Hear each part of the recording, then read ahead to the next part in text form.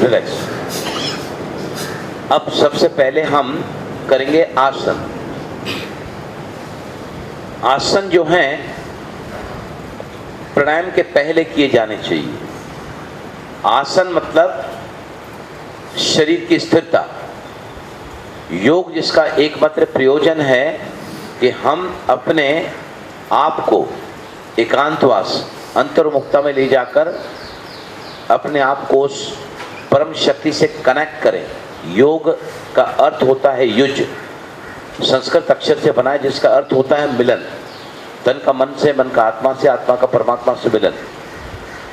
हमको मेडिटेशन करने के लिए क्या करना होता है? शरीर को एक स्थिर अवस्था में बिठाना होता है। अगर शरीर आपका बीमार है, आपके घुटनों में दर्द है, आपको खांसी है, सर में दर्द हो रहा है, तो क्या होगा? आप अपने मन को एकाग्र कर ही नहीं पाओगे। ध्यान के लिए पतंजलि ने कहा है कि आसन स्थिर होना चाहिए। जब तक मेरा शरीर स्थिर है, मेरा मन स्थिर होना ही है। स्थूल शरीर का सूक्ष्म रूप मन है और सूक्ष्म मन का स्थूल रूप मेरा शरीर है। शरीर जहाँ अस्थिर हुआ, मन स्थिर होना ही है। तो सबसे पहले योग की शुरुआत होती है शरीर से। आसन डिज़ाइन किए हैं, कई अलग अलग प्रकार के योगी आए हैं। आसन में हम शरीर को अलग अलग डायरेक्शंस में मोड़ते हैं। कितनी अवस्थाओं में? 3 अवस्थाओं में। खड़े रहकर, बैठकर, फिर लेटकर। लेटकर भी आसन हम 2 तरीके से करते हैं। पहले पीठ के बल लेटकर करते हैं, फिर पेट के बल लेटकर करते हैं। राइट? आसन में जाने के पहले कुछ नियम हम जान लें आसनों के। जैसे पतंजलि ने आसन के बारे में एक ही बात कही है कि स्थिर सुखम आसनम पृथ्व्यनंत्र समापत्रिभ्याम। मतलब आसन वही है जो आपको सुख दे, आसन वही है जो आपको स्थिरता दे। हर आसन के अंत में अपने ध्यान को परमात्मा की तरफ लगाओ। हम यहाँ पर सांसों को देखते हैं या पोस्चर को विजुलाइज करते हैं। आसन के करने के अभ्यास के प्रयत्न को कम करते चले जाना है। The more you become advance in yoga, in asanas, lesser should be your efforts. Effort तो हम कहेंगे नहीं, कंफर्ट जोन में करना होता है। आसनों के मूवमेंट्स होते हैं, 9 मूवमेंट्स होते हैं आसनों के। SSC सेकेंडरी स्कूल सर्टिफिकेट एक डिग्री होती है। राम अग्रवाल प्लान करके पास हो गया। S मतलब स्लो। आसनों के मूवमेंट्स हमेशा ही धीमे होने चाहिए। S सेकंड S मतलब स्टेडी। एक बार आपने आसन में जाना चालू किया तो आपको रुकना नहीं होता है। You are steadily going into the final posture. Control, control, हर एक मोमेंट आसन का आपका कंट्रोलिंग होना चाहिए उसमें। R राम अग्रवाल रिदमिक, लयबद्धता होनी चाहिए मोमेंट्स में। अट्रैक्टिव होने चाहिए आसन, दिखने में सुंदर। हम अगर किसी आसन में दोनों ही साइड बॉडी को मोड़ रहे हैं, लैटरल बेंड, साइडवर्ड बेंड, तो सभी के सभी साधक एक साथ ही उस तरफ मुड़ेंगे तो क्या लगता है? अच्छा लगता है। आसन दिखने में अच्छे लगते हैं। परेड करते हैं ना आर्मी के लोग, कैसे करते हैं कि कदम उनका आगे उठता है तो कितना सुंदर दिखता है। आपने सभी ने देखा होगा ये, राइट?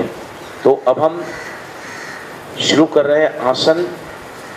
उसके पहले और एक आसनों के जो मूवमेंट्स हम देख रहे हैं। आसन प्लान मतलब प्लेजरेबल, सुखदाई। L least exerting, avoiding jerks. A asana हमेशा slow, steady, controlled, rhythmic, attractive, pleasurable, सुखदाई हो। लीस्ट एक्सर्टिंग, कम से कम मेहनत लेने वाले, किसी प्रकार का झटका नहीं होना चाहिए। और ब्रीदिंग, जब तक कि हम आसनों को श्वासों के साथ नहीं कर रहे हैं, आपको हर आसन में अपनी नॉर्मल साधारण ब्रीदिंग को मेंटेन करना है। आया समझ में? आसन और प्राणायाम 5 घंटा पूरा खाना खाया है, फुल मील्स, तो तो उसके 5 घंटे बाद आपको करना है। हल्का नाश्ता किया है तो 2 घंटे बाद करना है, नहीं तो खाली पेट। आसन और प्राणायाम मासिक धर्म के पहले 3 दिन नहीं करने हैं। गर्भवती महिला को आसन और प्राणायाम जब से पता लगता है कि गर्भ ठहरा है तो उनको प्रैक्टिस बंद कर देना चाहिए। अगर करना ही है तो स्पेशल इसके लिए prenatal and postnatal आते हैं प्रोग्राम्स, जो किसी विशेष योगा टीचर के सानिध्य में ही उनको सीखना है और करना है। Otherwise there be risk for the child as well as for the you, right. मेरी तबीयत ठीक नहीं है, आज मुझे बुखार है, right, I am feeling very uneasy, उस समय भी आप बेहतर है कोई भी आसन या प्राणायाम न करें। अगर आप करना ही चाहते हैं, मेक श्योर कि आप कंफर्टेबल हैं, आप रिलैक्स्ड हैं, क्योंकि रिलैक्सेशन को योग की आत्मा कहा गया है। अगर कुछ भी कर रहे हैं, बॉडी आपको साथ नहीं देता है, तो वो आसन प्राणायाम या मेडिटेशन है ही नहीं। Everywhere you to be absolutely comfortable. आया समझ सभी को? इज इट क्लियर कैसे आसन करना चाहिए? आसन अगर आपको वक्त है तीनों ही पोजीशंस में करने के लिए, तो आसनों की शुरुआत जो है वो पहले खड़े रहकर आसन करने चाहिए, फिर बैठकर और फिर लेटकर। ये आपका क्रम होना चाहिए। वक्त कम है आपके पास में, हम आसनों में जो शरीर को मूवमेंट देते हैं ना, कैसे देते हैं, 5 प्रकार के हम अलग अलग प्रकार के स्ट्रेचेस देते हैं और पहले बॉडी को पूरा तानते हैं, इसको हम कहते हैं complete body stretching posture. Second में हम शरीर को आगे मोड़ते हैं, फॉरवर्ड बेंड, उसी का ही कॉम्प्लीमेंट्री तीसरे पोस्चर में हम बॉडी को पीछे ले जाते हैं। चौथे में दोनों ही साइड्स में बॉडी को ले जाते हैं, जिसको हम साइडवर्ड बेंड कहते हैं या लेटरल बेंड कहते हैं।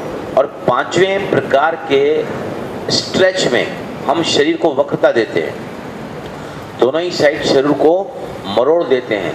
कोई भी स्थिति में आप आसन करो, चाहे खड़े रहकर, चाहे बैठकर, चाहे लेटकर, आपको अपने शरीर को 5 ही डायरेक्शंस में ले जाना होता है। आसन एक ही प्रकार के बेंडिंग में उसके अलग अलग प्रकार हो सकते हैं, लेकिन जो आसनों के जो डिफरेंट स्ट्रेचेस होते हैं वो 5 ही होते हैं। तो अब हम